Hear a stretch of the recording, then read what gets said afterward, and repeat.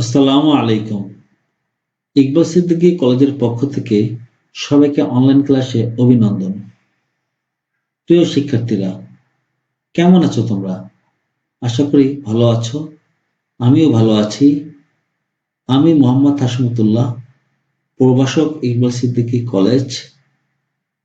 আজ আমি তোমাদের সামনে জীববিজ্ঞান প্রথম পত্রের প্রথম অধ্যায়ের মাইটোকন্ড্রিয়া পাঠটি আলোচনা করব। আমরা এই পাঠে মাইটোকন্ড্রিয়া সম্পর্কে বিস্তারিত জানতে পারব।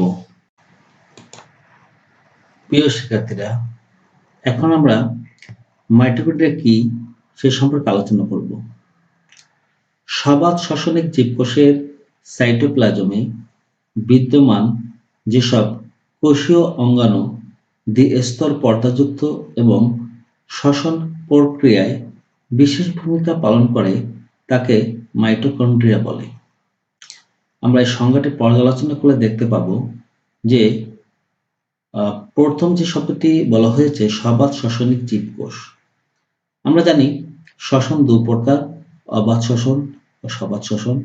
অবাত শ্বসন ঘটে আদি কোষে, সবাত শ্বসন ঘটে প্রকৃত কোষে। তাহলে মাইটোকন্ড্রিয়াটি প্রকৃত কোষে অবস্থান করে। প্রিয় শিক্ষার্থীরা, তোমরা জানো যে জীবদের গঠন ও কাজের একক হচ্ছে কোষ।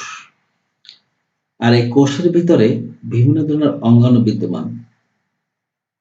প্রত্যেকটি অঙ্গাণুই বিভিন্ন কাজে নিয়োজিত থাকে।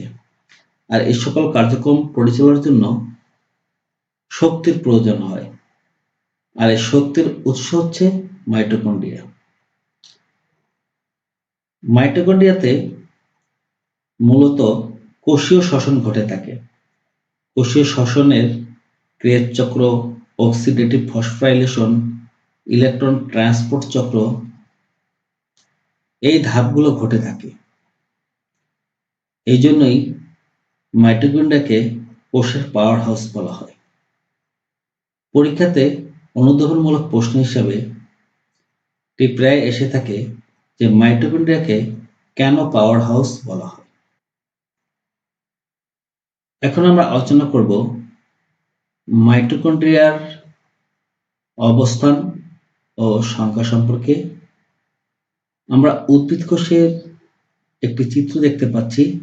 সেখানে আমরা দেখতে পাচ্ছি একাধিক মাইটোকন্ড্রিয়া রয়েছে। এ দ্বারা বোঝা যায় যে সাইটোপ্লাজমে বিক্ষিপ্তভাবে মাইটোকন্ড্রিয়া অবস্থান করে। কোষ আয়তনের প্রায় 20 ভাগ হল মাইটোকন্ড্রিয়া। সাধারণত গড়ে প্রতি কোষে 300 হতে 400টি মাইটোকন্ড্রিয়া থাকে। যকৃত কোষে 1000 বা ততোধিক থাকে। অ্যামিবাতে আরো বেশি থাকে। প্রিয় শিক্ষার্থীরা, এরপর আমরা আলোচনা করব আবিষ্কার ও নামকরণ সম্পর্কে। আমরা যে মাইটোকন্ড্রিয়া শব্দটি বারবার উচ্চারণ করছি, এই মাইটোকন্ড্রিয়া শব্দটি গ্রিক মাইটোস এবং কন্ড্রিয়ান শব্দ থেকে নেওয়া হয়েছে। মাইটোস শব্দের অর্থ থ্রেড বা সুতা। কন্ড্রিয়ান শব্দের অর্থ হলো গ্রেইন বা দানা। মাইটোকন্ড্রিয়াকে একবচনে মাইটোকন্ড্রিয়ন বলা হয়। বিজ্ঞানী কলিকার 1850 সালে সর্বপ্রথম মাইটোকন্ড্রিয়া আবিষ্কার করেন, কিন্তু তিনি তখন একে মাইটোকন্ড্রিয়া নামকরণ করেননি। তারপরে ডব্লিউ ফ্লেমিং কোষের সুতাকৃতির মাইটোকন্ড্রিয়া প্রত্যক্ষ করে ফিলার নামকরণ করেন।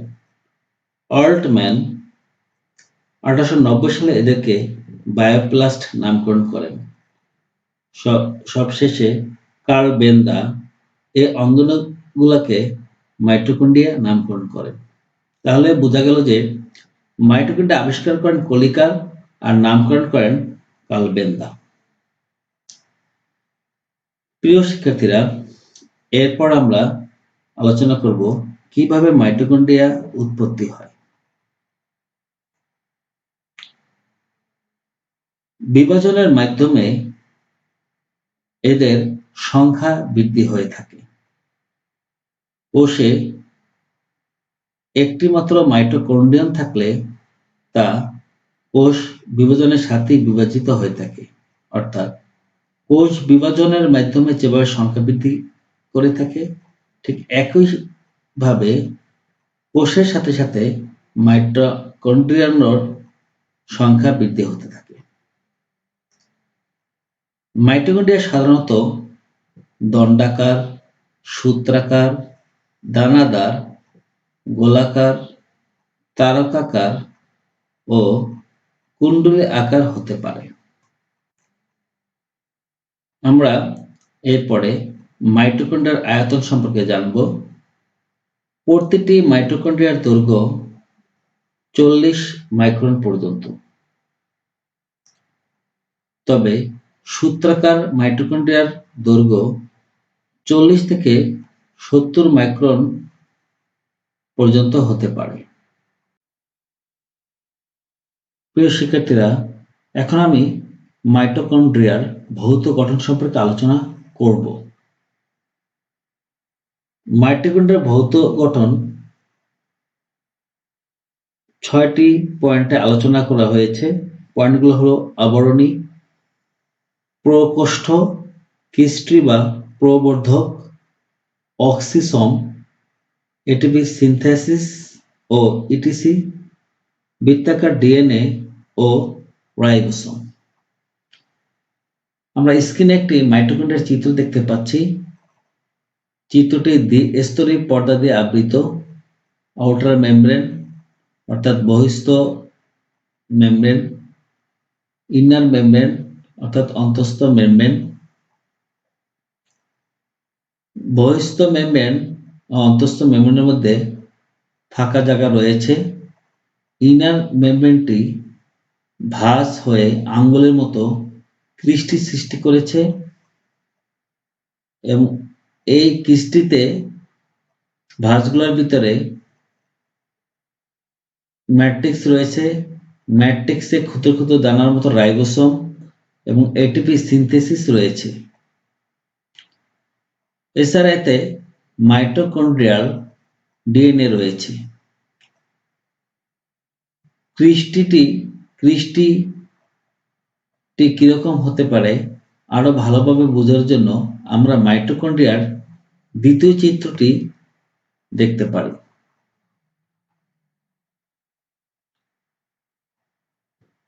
এই চিত্রে মাইটোকন্ড্রিয়ার কিস্টিগুলোকে আঙ্গুলের মতো দেখানো হয়েছে। তাহলে এখন আমরা মাইটোকন্ড্রিয়ার ভৌত গঠন আলোচনা করব। আমরা আগেই আলোচনা করেছি যে প্রতিটি মাইটোকন্ড্রিয়া লিপিড ও প্রোটিন দিয়ে নির্মিত দুটি পর্দা দিয়ে আবৃত। অর্থাৎ মাইটোকন্ড্রিয়ার আবরণীটি দ্বিস্তরী। এই দুটি পর্দার মাঝে 6 থেকে 8 ন্যানোমিটার ফাঁকা স্থান থাকে। এর দুটি আবরণী, একটি হলো বাইরের মেমব্রেন আর একটি হলো ভিতরের মেমব্রেন। বাইরের মেমব্রেনটি খাঁজবিহীন, মূলত ভিতরের অংশসমূহ রক্ষা করাই এদের প্রধান কাজ। বাইরের মেমব্রেন ভেদ করে বিভিন্ন ক্ষুদ্র অণু এবং আয়ন ভিতরে প্রবেশ করতে পারে, আবার বের হয়ে যেতেও পারে। এতে কিছু ট্রান্সপোর্ট প্রোটিন থাকে যা প্রয়োজনে সক্রিয় ট্রান্সপোর্টে সহায়তা করে। এরপর আমরা আলোচনা করব প্রকোষ্ঠ সম্পর্কে।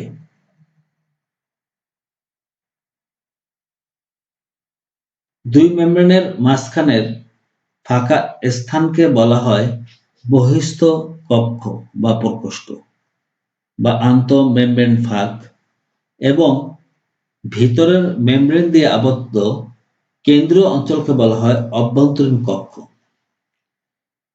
এই অভ্যন্তরীণ কক্ষ জেলির মতো ঘন সমসত্ব কিছু পদার্থ দ্বারা পূর্ণ থাকে। এই সকল ধাতব পদার্থকে ম্যাট্রিক্স বলে। এরপর আমরা আলোচনা করব ক্রিস্টি বা প্রবর্ধক সম্পর্কে। বাইরের মেমব্রেন সোজা, কিন্তু ভিতরের মেমব্রেনটি নির্দিষ্ট ব্যবধানে ভিতরের দিকে ভাঁজ হয়ে আঙ্গুলের মতো প্রবর্ধক সৃষ্টি করে। প্রবর্ধিত অংশকে ক্রিস্টি বলে। আমরা কিছুক্ষণ আগে চিত্রে এই অংশটি আঙ্গুলের মতো দেখতে পেয়েছি। মাইটোকন্ড্রিয়ার অন্ত আবরণীতে অতি সূক্ষ্ম অসংখ্য দানা লেগে থাকে। এদেরকে অক্সিসোম বলে। অক্সিসোম বৃন্তক বা অবৃন্তক হতে পারে। বৃন্তক অক্সিসোম মস্তক, ভূমি ও বোটা নিয়ে গঠিত হয়। এরপরে আমরা আলোচনা করব এটিপি সিনথেসিস ও ইটিসি নিয়ে। ক্রিস্টিতে স্থানে স্থানে এটিপি সিনথেসিস নামক গোলাকার বস্তু আছে। এতে এটিপি সংশ্লেষিত হয়। এছাড়া সমস্ত ক্রিস্টিব্যাপী অনেক ইলেকট্রন ট্রান্সপোর্ট চেইন অবস্থিত। এরপর আমরা আলোচনা করব বৃত্তাকার ডিএনএ ও রাইবোসোম নিয়ে। মাইটোকন্ড্রিয়াতে নিজস্ব বৃত্তাকার ডিএনএ থাকে, যা মাইটোকন্ড্রিয়াকে কোষীয় শ্বসন সম্পন্ন করতে সহায়তা করে। এই ডিএনএ না থাকলে মাইটোকন্ড্রিয়ার পক্ষে কোষীয় শ্বসন সম্পন্ন করা সম্ভব হতো না। এছাড়া রয়েছে 70S আকৃতির রাইবোসোম, যা আদিকোষে থাকে এবং এই রাইবোসোম ম্যাট্রিক্সে অবস্থান করে। রাসায়নিক গঠন সম্পর্কে মাইটোকন্ড্রিয়ার শুষ্ক ওজনের প্রায় 65% হচ্ছে প্রোটিন, 29% গ্লিসারাইড সমূহ, 4% লেসিথিন ও সেফালিন এবং 2% কোলেস্টেরল। মাইটোকন্ড্রিয়াতে প্রায় 100 প্রকারের এনজাইম ও কোএনজাইম রয়েছে। মাইটোকন্ড্রিয়ার যে লিপিড উপাদান রয়েছে তার মধ্যে 90% থাকে ফসফোলিপিড, বাকি 10% fatty acid, carotenoid, vitamin E এবং কিছু অজৈব পদার্থ থাকে। এছাড়া এতে 0.5% আরএনএ ও সামান্য ডিএনএ থাকে। মাইটোকন্ড্রিয়ার অন্তঃঝিল্লিতে কার্ডিওলিপিড নামক বিশেষ ফসফোলিপিড থাকে। এই হলো মাইটোকন্ড্রিয়ার রাসায়নিক গঠন। এখন আমরা আলোচনা করব মাইটোকন্ড্রিয়ার কাজ সম্পর্কে। মাইটোকন্ড্রিয়া একটি অত্যন্ত গুরুত্বপূর্ণ অঙ্গাণু। কোষের যাবতীয় কাজের জন্য শক্তি উৎপাদন ও নিয়ন্ত্রণ করা মাইটোকন্ড্রিয়ার কাজ। যেহেতু মাইটোকন্ড্রিয়া শ্বসনে সহায়তা করে, শ্বসনের জন্য প্রয়োজনীয় এনজাইম ও এনজাইম প্রভৃতি ধারণ করে। শ্বসনের বিভিন্ন পর্যায় যেমন ক্রেবস চক্র ইলেকট্রন ট্রান্সপোর্ট, অক্সিডেটিভ ফসফোরাইলেশন সম্পন্ন করে। নিজস্ব ডিএনএ, আরএনএ উৎপন্ন করা এবং বংশগতিতে ভূমিকা রাখে। প্রোটিন সংশ্লেষ ও স্নেহ বিপাকে সাহায্য করে। শুক্রাণু ডিম্বাণু গঠনে অংশগ্রহণ করা। কোষের বিভিন্ন অংশে ক্যালসিয়াম আয়নের সঠিক ঘনত্ব রক্ষা করা এর অন্যতম কাজ। এছাড়া এটি রক্ত কণিকা ও হরমোন উৎপাদনে সহায়তা করে। কোষের পূর্ব নির্ধারিত মৃত্যু বা অ্যাপোপ্টোসিস প্রক্রিয়া নিয়ন্ত্রণ করে। এতে বিভিন্ন ধরনের ক্যাটায়ন যেমন calcium ion, ferric ion, ferrous ion, manganese ion ইত্যাদি সঞ্চিত রাখে। প্রিয় শিক্ষার্থীরা, আশা করি তোমরা আমার এই আলোচনাটি ভালো করে বুঝতে পেরেছ। সবাইকে ধন্যবাদ দিয়ে আমি আমার ক্লাসটি শেষ করছি।